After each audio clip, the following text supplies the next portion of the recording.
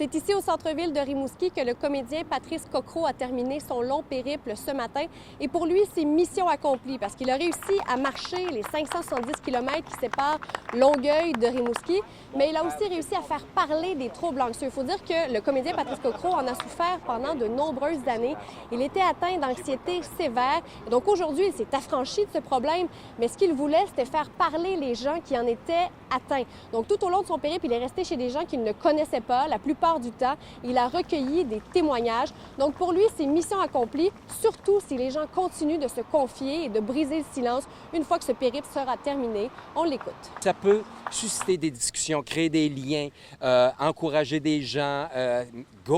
Go, c'est ça le but, c'est de sortir de l'isolement, de se relier les uns aux autres. On est assez cloisonnés de même, séparés dans nos petites cases, nos adresses, nos numéros d'assurance sociale. Ce serait peut-être le fun qu'on soit un peu plus reliés au niveau du cœur. Si vous aviez une chose à dire là, ce matin à une personne qui souffre d'un trouble anxieux, ce serait quoi? À une personne qui souffre de troubles anxieux, sors de chez toi, fais un pas, le premier pas, un pas. Fais un premier pas, puis le lendemain, fais un deuxième, puis un troisième, puis continue. À ton rythme, chacun son rythme, c'est pas une course. Alors ce matin, ces derniers pas, il les a fait avec des citoyens, des figures politiques, des proches aussi. On écoute quelques-unes de leurs réactions. Ça nous touche profondément quand les gens partagent comme ça de façon spontanée et avec beaucoup de cœur leur expérience.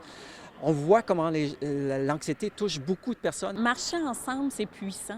Puis ça permet de se rencontrer, de créer des liens. Je pense que tout le monde fait de l'anxiété à un niveau plus ou moins élevé, même moi à l'occasion. Et puis je pense que c'est important d'en parler.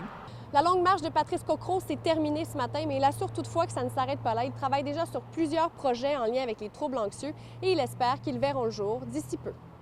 Vanessa Limoges, TVA Nouvelles, Rimouski.